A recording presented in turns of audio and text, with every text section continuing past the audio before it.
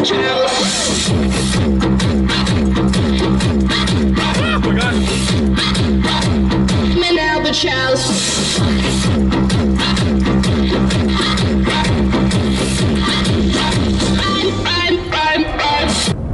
welcome back to the G.O.A.T Network. So this is the post-race. Well, technically it's all going to be one pretty, well, I'll split it up in two videos. Yeah, split up in two small videos. So we just left the NASCAR race here at LVMS. This was day 3 for myself and Jacob, and day 2 for Caleb. It was really, really fantastic. I got to see the qualifying and practice on Friday. Got to see the Xfinity race on Saturday, as well as the practice sessions for the Sprint Cup on Saturday. And today we had to see a great race put on by the Sprint Cup here at Las Vegas Motor Speedway. Quite a hell of a race, and I'm just going to say congratulations, Jacob. You won the bet again this year. No, you won last year, though. Did I? Okay. Yeah, you won last year. Never mind. I'm smart. I remember You things. are so smart. SMRT.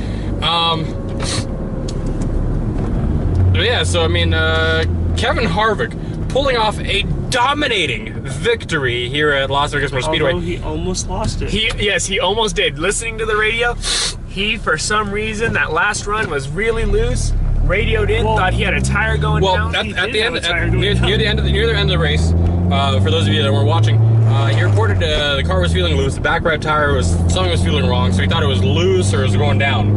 Lo and behold, he finishes the race. He wins, and he dominated over half the race. I don't exactly know how many laps he led. I believe he led 130 or 140. No, it was more than that. But anyway. Anyway, so he goes to do the burnout right at the tri-oval, and what happens? Back right tire blows, shreds his entire right fender, debris and shit everywhere. He proceeds to give zero fucks, and just keeps doing burnouts. That's happening here awesome, though. Yeah, exactly. But what a great race. You know, this new rules package, it kind of makes the races more exciting. Still not a fan of qualifying. He's still not a fan of qualifying. That is true. Qualifying makes more money. The Chernobyl might be dead come March. But, also, hashtag reinstate Kurt Busch. Yeah, hashtag reinstate Kurt. I stand with Kurt. I stand with SeaWorld. I don't think you actually stand with Kurt. I just don't like how he was. Well, that's kind of strapped into my seat. I'm sitting. I can't stand right now. But anyways, we're going to talk about the top 10 here, and Chernobyl's being gay as usual. All right, so let's go over the, like I said, we had Kevin Harvick.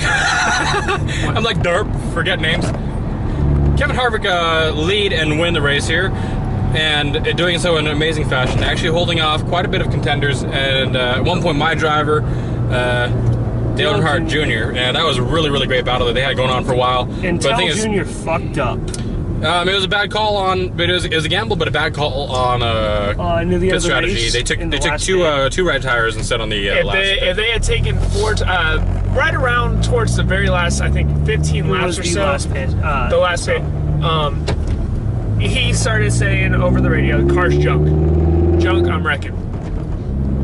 Yeah. Taking two tires only, I feel like it caused him to slip all the way back to fourth. Remember, it was second to race. It's a gamble move because they needed to get ahead of Harvick. They didn't know what he had, so they gambled to get ahead, and they were able to get out ahead for a few laps.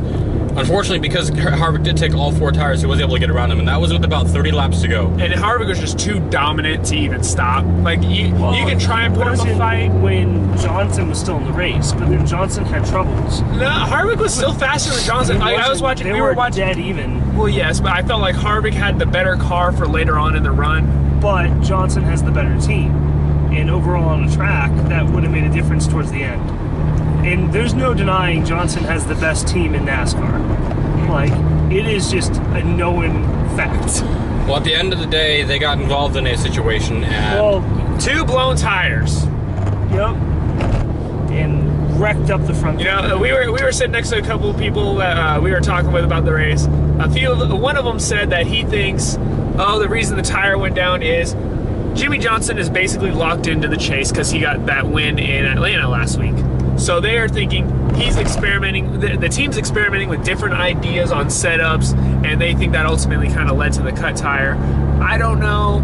I think it was a freak thing. The cut tire happened because he messed up that front right so bad, and that's why they took him back into the garage to fix it up later. Well, he plowed into the wall. Yeah, exactly. But that wasn't the first time he blew a tire. Yeah, that was actually the first time. Well, that was when he blew a tire. He cut a tire. He cut a tire when Harvick took the lead off of that restart. Johnson had cut a tire and had to pit. That's why he went down a lap down so early. Yeah. So anyway, when you slammed into the wall, though, it just, like, that's when the thing was just gone. Like, that was a blowout.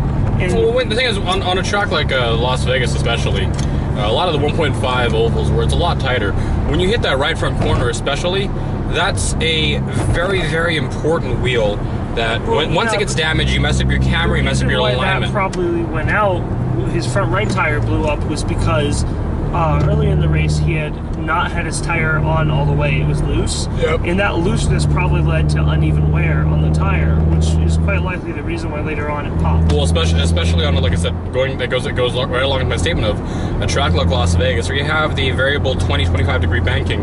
That puts a lot of stress on the outside tires. Exactly. And for a vehicle like a NASCAR, they carry a lot of weight through turn one. You're driving in there about 195 or so miles an hour on average, and this is at race trim, by the way. So you're putting a lot of stress on the front right tire, and eventually on a track like this, if you have a little bit too much camber from having it run wrong, that's gonna bite and blow. So unfortunately, I think that's what happened to Johnson. We'll find out later on, but it is what it is. Johnson did not finish well at all. But it did finish. He did finish. He was still rolling. Basically, I'm not gonna go through the full 43 car field, but before you go on though, can I just say was it the number 7? Yes, the number 7. That is Alex. Smartest move I've seen in a long time. They knew their car was gone. They blew up their motor somehow very, very early on. There was smoke coming out the right side of it, but they had the lead while everyone was hitting the pits. So what did he do? He stayed out for 2 laps, so 2 or 3 laps, got points under yellow. But he got a guaranteed amount of points. Puts him on the board in the season. He has points when there are so many drivers that still are bringing up donuts. So you know what? I gotta say, smart move of the race for... Unfortunate, but a smart move. Yeah, the perfect timing. It just came up. He got the points. They're able to retire the car. The car's still running and it's still in one piece. They're able to go to Phoenix with that car and that chassis, and they're probably gonna, they're gonna have to rebuild the motor. But they're gonna drop a new one in there. Yeah, they drop a new one. You don't rebuild them after they do that. But the thing is, they didn't wreck a car. They didn't have to worry about it. You know what? It is what it is. They move on next week and they scored points. It was an unfortunate weekend for the Hendricks drivers, with Johnson wrecking his right front. And Kane as well getting damaged. Kane got damaged on his own accord. Apparently, according to the video, that whole wreck, Kane decided to go out and wreck Carl Edwards. Yes. I don't know. I didn't get to see it. Pretty bad. I saw a little bit of it. It didn't look intentional to me, but that's what the videos are saying. I think it was just racing, but... Also, can we just say... It was still his fault. What? Greatest save so far of 2015, Carl Edwards keeping it off the wall. I mean, he got a little bit of fender damage from that, but he saved it from completely wrecking out back into the crowd and into the outside wall. He just got a little bit of fender damage. He was able to get back in the race and still finished pretty decently. Oh no, he had a pull. He did not finish decently at all, my friend. Yeah, he went to the garage after that. Was it? Okay. Yeah. Here. That's right. Actually, my bad. We will. What we're gonna do now is I'm not gonna go through 43 cars. I'm gonna go through the well-known drivers. Let's go through the top 10. Well, I'm gonna still put out Jimmy Johnson. All right. Unfortunately, having a bad day. 42nd, Carl Edwards, and in 41st, Jimmy Johnson. The Vegas local boy, Brendan Gaughan, did not have all of his stuff today. He got 38th place. Tony Stewart, another bad day. They're still trying to figure that team out. 33rd. It's just been off ever since last season. No, it's been long before last season. Yeah. It's coming into like 2012. Danica Patrick, 27th. I don't even know why I mentioned her. Her boyfriend, the one that's probably going to be tapping her tonight, 29th. Yes, I had to go there. Mullet boy. Short shit. Another driver we're never going to get to interview. Our favorite over the radio, Clint Boyer, 21st. Respectable. Clint, I know Vegas ain't your track. It never has been. It's okay. Jeff Gordon, 18th, involved in another accident. It was really unfortunate too with Gordon. What actually happened was when Jimmy hit the wall, the car in front of Gordon slammed on his brakes. And I don't know who this guy was, but he did this twice during the race. Like, saw a wreckage, like, oh shit, brakes. And because he did that, Gordon plowed right into the back of him. What it looked like to me is also, I mean, he got on the brakes like he should have, but he looks like he had his brake bias set too far to the rear, because every time he did hit the brakes really, really hard, the back end would step out. And I think that's what led to the problems. It wasn't necessarily the fact that he needed, that he was tapping the brakes. You don't slam on your brakes when there's a wreck that's clearly off to your side. Everyone knows you power through. That's the safest way to be. But the driver that he plowed into, unfortunately, Jeff Burton, the son of, I believe it's Ward Burton, former Daytona 500 winner. You're saying not the guy who made the Kids Next Door? What? Never mind. It's also my stats froze, but Dale Jr. finished 4th.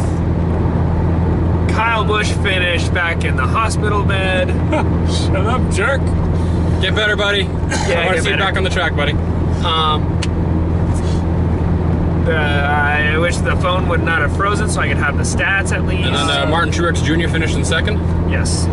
In the 78 Furnish Row car. Yep, that is an underfunded car. That was actually a very, very impressive thing. You know, like, both him and who was it that was in 3rd? You just said it. Oh, 3rd place was Ryan Newman. Ryan Newman is... Okay, here we go. I got the top 10 for you guys. Finishing in 10th, Joey Logano. Looked strong at the beginning, but obviously didn't make the right adjustments. So not a good finish from our Daytona 500 champion of recent. Nope, he lost the points lead. Finishing in 9th is Matt Kenseth. And then 8th place, I thought this was an impressive run today. Kyle Larson. Man, can the kid wheel? I was watching him for a while, and the kid's got talent. I feel like the day Kevin Harvick retires, I'm either going to be a Kyle Larson fan or a Chase Elliott fan, depending on who I'll let. All right, and in 7th place, Mr. Horseface himself, Brad Keselowski. The driver we're never going to get to interview. I like how you imply that someday we'll get to interview anyone. Okay. It's a dream. In 6th place, doing a really great job in this car, the JTG Doherty. Doherty, yeah. Doherty. Ford. Can anyone say it right? Doherty. Okay. The 47 of AJ Allmendinger. What a run by him. Can we play the game of Find the Ford? Is he the first Ford? Yes, he is the first Ford. And what place was he in? 6th. Ha! Ford. But anyways, very impressive. AJ Allmendinger has potential. I'm excited to see where this kid's career goes. He's won races. You know, he's got it in him. Unfortunately, he also has a Ford.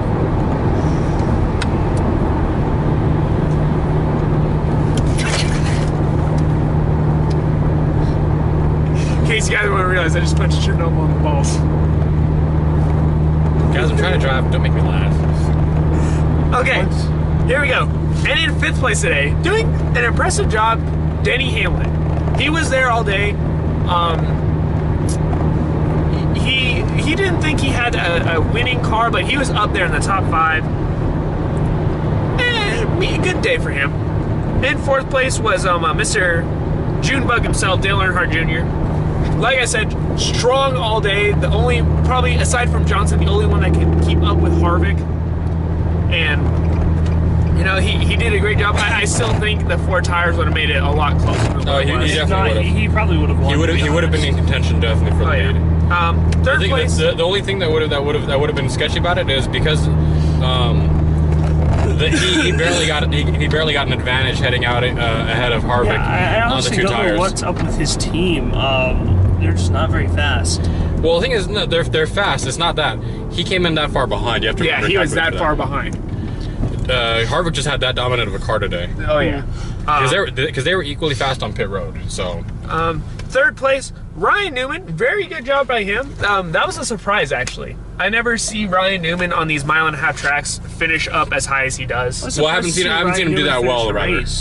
That is true. I don't know if any of you guys watched back when Ryan Newman was a rookie, but he blew his engine every other race. And I will never let him live it down, even though he's a person I'll never talk to. But I'll always make fun of it. I remember him being the Rocket and always going to races and getting the poles. He would get the poles, and then he'd be like first place for half the race, and then be on the side of the road the rest. Hey, all I remember from my childhood and watching NASCAR, every Daytona 500. And there's Mike Skinner on his roof again. What? I don't remember this. I don't know why you decided to race, but yeah. He's another one we'll never get into. Still love him though. I still have a lot of respect for the guy. I don't. Oh, wow. And in second place, this is a strange one to me. Yeah, he was in the top 5 all day, but the run and charge he had at the end. Martin Truex Jr., where the hell did you come from? This car, this Furniture Row car He came from Furniture Row. Yes. But listen, it's a Chevrolet. It's backed by RCR. He's basically running RCR cars that have an alliance with Richard Childress Racing, which I'm still gonna bring up the topic. Austin Dillon, where were you, bro? I'll give you this though. For going down a cylinder, you kept pace pretty well, buddy. But are you really trying to pass me on the inside up here, dude? Are you really trying to? Okay, back to the topic. But yes, Martin Truex Jr., I want to know where that charge came from. I don't know, maybe he pitted late and just had a last set of tires that he decided to throw on there, but man, you were making me sweat a little bit, especially when I heard Harvick say he felt like he had a tire going down, which he actually did. But, you know, Harvick wins, I won money. I actually got to see my driver win a race in person. And as usual, a Hendricks car wins, even though it wasn't owned by Hendricks. Did I say you could speak? Say I couldn't. That is true. Thought this is America. I just have to say, because I'm a huge fan of just like Chevy and then Hendricks Motorsports, like Hendricks Motors are just the most winning motors in NASCAR, man. They are the most dominant motor supplier. Yep. Alright, and Chernobyl was supposed to find it, but he couldn't find it. So I've got the standings as they are now. Let's just go through the top 10 in standings. Well, oh yeah. Through the top. But it's 16 though, that transfer. Just go through the top 5. Okay. You can mentally separate things, right? Yes. Okay. This is the standings now. There are 3 drivers automatically locked into the chase. So Matt Kenseth in 10th place with 85 points. He's 49 points back. 9th place. This is a shocker for me. Casey Mears, 47 back. Tied with him is Denny Hamlin. Yeah, I see him moving up. 7th place, this driver's locked into the chase because he won last weekend. Jimmy Johnson, 43 points back with 91. Mr. 6-time. Yeah, Mr. 6-time. Not getting 7 this year. I'm probably just jinxing. You know, he's going to win. But 6th place is 42 points back is Casey Kane. Very good for him. 5th place, I'm hoping he can keep it going the rest of the year. AJ Allmendinger. 34 points back. Good job, bud. Keep it up. I believe in you. I think you can be a top driver here by the end of the year. Contend with these guys for wins. In 4th place is Martin Truex Jr. Still a very good driver. Just doesn't have the proper car because he's RCR, unfortunately. Yeah. The guy in 3rd right now also is locked in the chase. He won the Daytona 500. Joey Logano, Mr. Squeaker himself. No. Yeah, we're not gonna ever interview him or get an interview. I might not be a fan of him, but I will admit the kid can wheel. He can No, wheel. he can't. He can. This is when GOAT debates things that aren't really relevant. Continue. Okay, in 2nd place, Junebug himself, Dale Earnhardt Jr. He's only 9 points back. And in 1st place, Mr. Happy himself, Kevin Harvick. Locked into the chase because he won in Las Vegas, and they are going to Phoenix next week, which is where Harvick has won, I believe, the last. And I just want to remind everybody right now, Harvick and Jr. These last 3 races, it has been the Harvick and Jr. show. You know what's behind the leader is Junior gets on Hendricks Motorsports, and then slowly Hendricks turns him into a competent racer again. The thing is, you know what? He was having so many problems, between family and just, like I said in the earlier video, living under the shadow of his father, and just, because literally every turn he was always asking about his father, and I feel like that was just one of the things that just really he just for so long he didn't care. That's part of why Hendricks was a good move for him. Exactly, because it was a refresher. He needed to get out of where he was. And also, Rick Hendrick is like the way that their teams are run are amazingly like good because the teams are not just worried about in sense of like physicality and are you okay to drive, but they actually check on the mental state of their drivers. Well, also listening to their friends and everything. Listening to the banter between both him and the crew chief now, he seems actually a lot more talkative this season, more than ever. He seems a lot more responsive, giving feedback on how the car's feeling. Before you could listen to a race and you'd probably hear maybe like one peep every half an hour at most. And it was very, very, almost non-existent, the communication, and there's almost no humanness in there. So now you get someone that's actually a lot more alive. He actually feels a lot better. You know, I think he's doing really, really well right now. He's got a shot at a lot of championships right now. Both him and Jimmie Johnson, I think, are the two biggest stars for Hendricks right now. I will say this. Casey Kane did amazing today. His car was fast at the beginning and through the most of the race until he got involved in the wreck.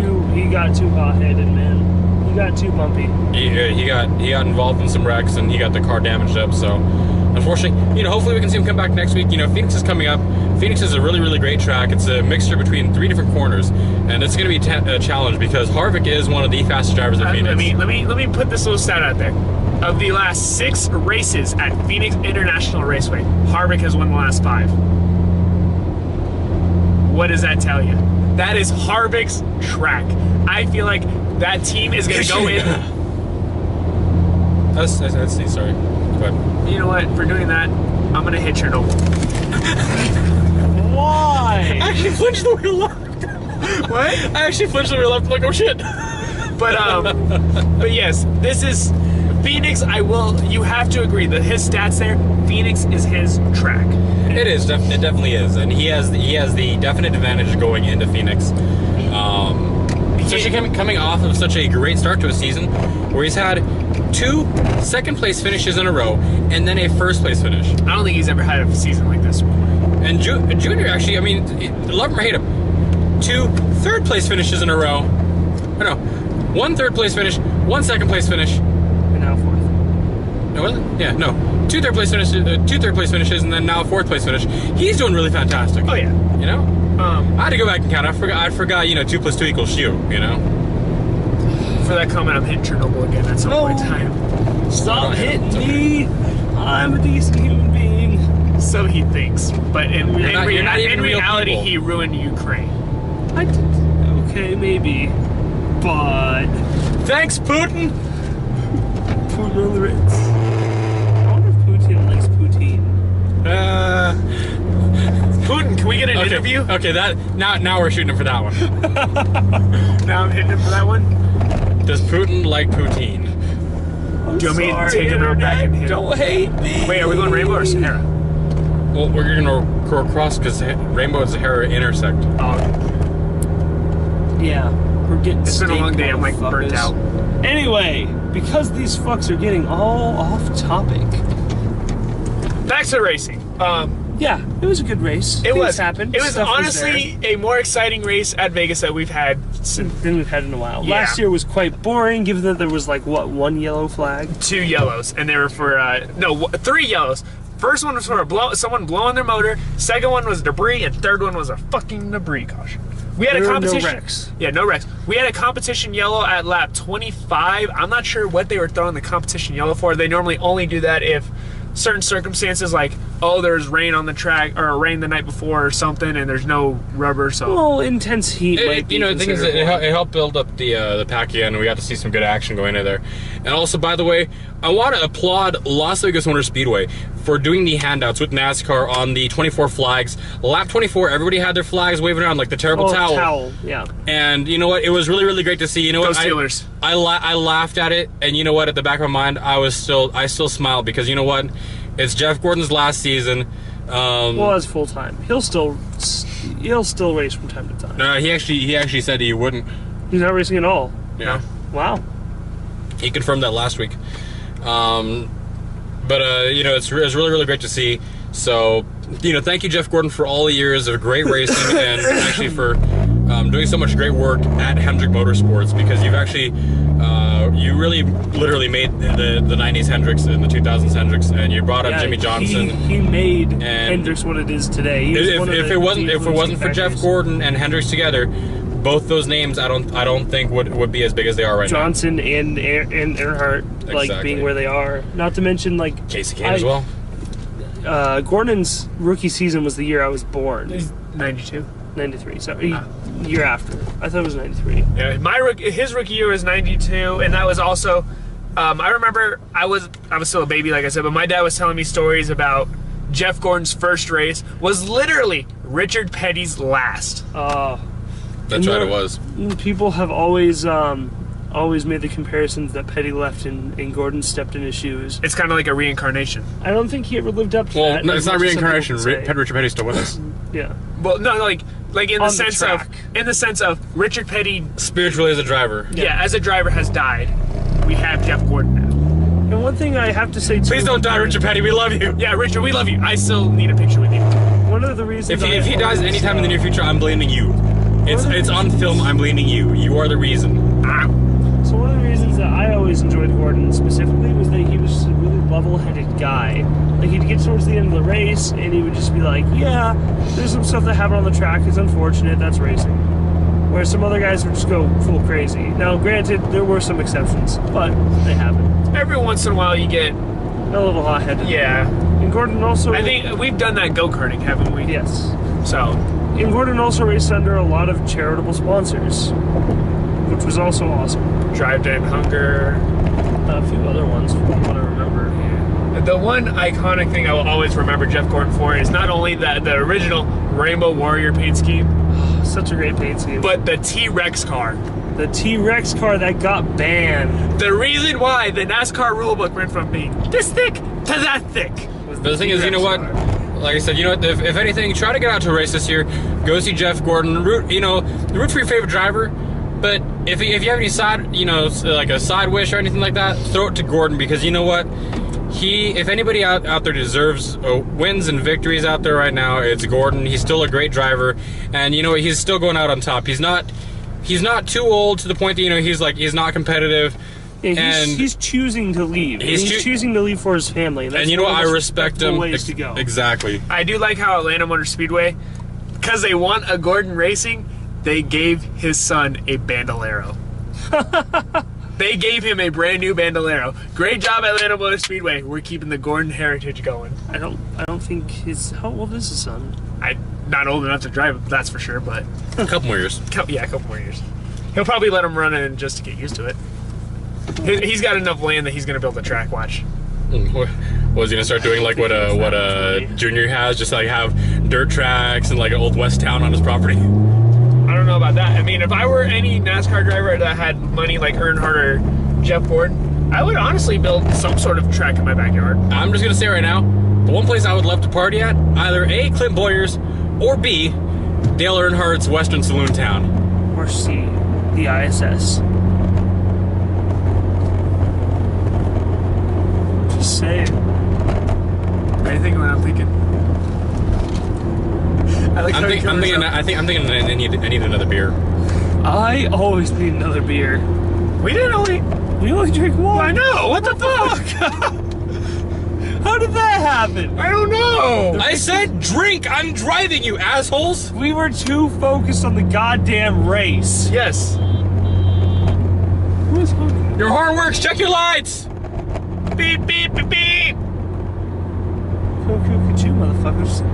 Anyway, I think we may as well sign off at this point. Pretty much. It's gotten useless at this point. This has been the post-race report with three motherfuckers you don't give a shit about. Exactly. This is Blackbird. Cherno. Zeta. Signing out. Deuces. It's gonna get loud.